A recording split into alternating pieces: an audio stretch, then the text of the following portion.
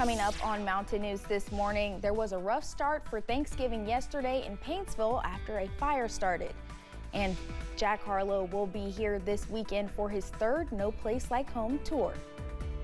Dedicated to Eastern and Southern Kentucky, this is WYMT Mountain News This Morning. Good morning, I'm Madison Carmouche. We're coming up on 5 a.m. on November 24th, 2023. Now, today is Black Friday, so let's check in with Chief Forecaster Brandon Robinson for a look at your forecast this morning. What can those Black Friday shoppers expect this morning, Brandon? Well, good morning, Madison, and I think we'll see some nice conditions out there this morning. A little touch of fog in some spots, and the chill is a bit rough out there. So bundle up if you're heading out to do some Black Friday shopping, and just take it easy out there. Let's see what's going on across the region. On the camera network, you see outside the WYMT studios some fog. Same thing, Buffalo Mountain. Looks like a little bit over in Pikeville as well this morning. London Corbin Airport not looking too bad. Moorhead and Jenkins also not too bad this morning. Temperatures, we are in the 30s and 40s out the door, even some 20s out there. Irvin and into Clintwood in the upper 20s, and then low 40s there at Jackson. So kind of a range out there this morning, a lot of 30s as we start the door. So a little extra coffee for our Black Friday shoppers out there this morning.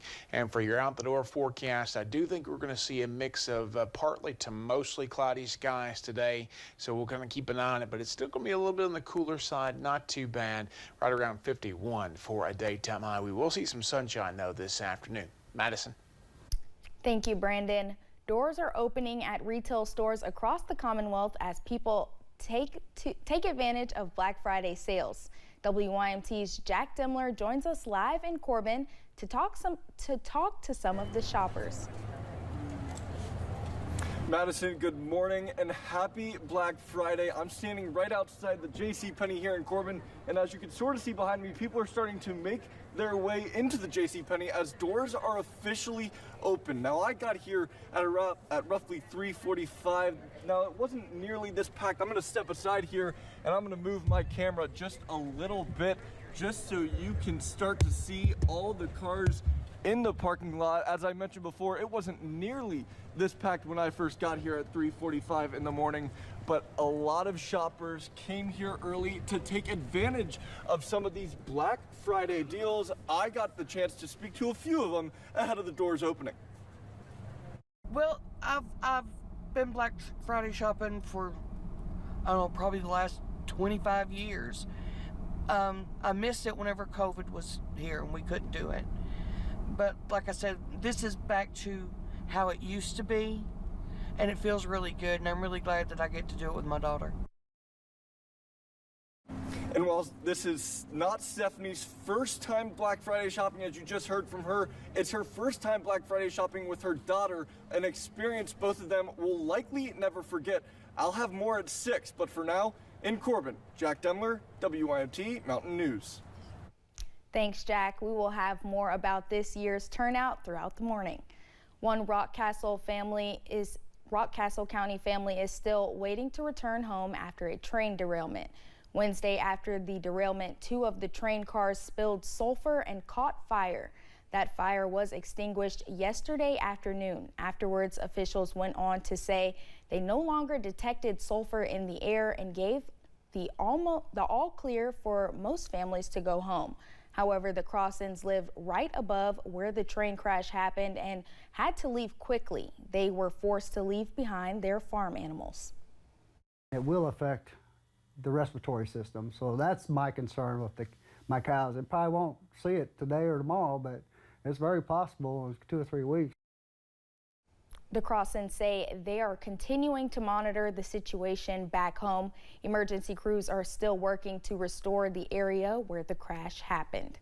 Congressman Rogers released a statement following the train derailment, giving his appreciation to firefighters and support to families, saying, quote, "My staff and I will remain in contact with local and state officials as I stand ready to assist in any way possible. My prayers are with every family whose Thanksgiving gatherings have been disrupted by this derailment," end quote.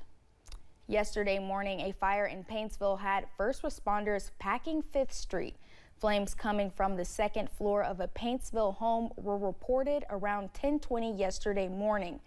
Firefighters responded saying no one was injured and all of the family pets made it out safely as they extinguished the flames and began cleaning up by noon. Fire Chief Edgar Pack says the call could have been much worse had someone not been home at the time of the fire.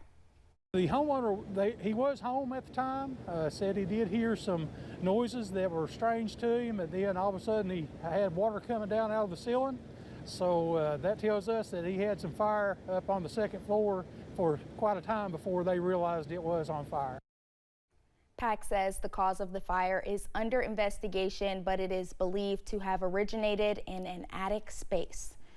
In Pulaski County, a father and son are accused of charging the city of Somerset for gas they never received. The Lexington Herald Leader says a federal indictment names Mark and Marshall Holbrook. The father-son pair founded Poussant Industries. Prosecutors say they rigged meters for years. It's not clear how much the city may have lost.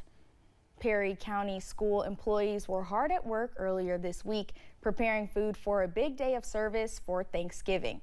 Since 2015, the staff has come together with the help of others in the community to serve a warm meal to people who may need extra help getting a Thanksgiving dinner on the table.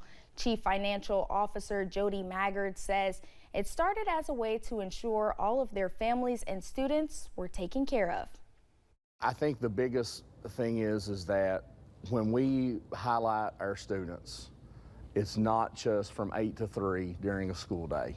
We want to be able to extend our services as a school system past the 3 o'clock dismissal bell. And this is a great way of showing that we are doing that. Maggard says central office staff works closely with school resource officers and principals to identify the needs of families. The meals were also taken to places like nursing homes as well. Jack Harlow is coming to the region for a nearly sold-out show at Appalachian Wireless Arena on Saturday. The Kentucky native is on his 3rd annual No Place Like Home tour. He uses the tour to give back to cities throughout the Commonwealth. This is the first year the tour has been offering shows outside of his hometown of Louisville. The Appalachian Wireless Arena Assistant General Manager says he's glad Eastern Kentucky was included. This definitely shows, by this selling out, shows that we can do these events. We can do the rap, the hip hop, we can do the variety. So it'll definitely open more doors for the future. Kessler says that this likely sold out show will bring more eyes to Pikeville, which will increase tourism overall. Thanks for getting your day started with us here on Mountain News this morning. Coming up, Iceland is bracing for heat in the winter as volcano gets ready to explode. And the forecast for your Black Friday continues to stay on the cooler side, but a little bit of a warm-up is coming before a cold front later this weekend. All the details in about 3 minutes.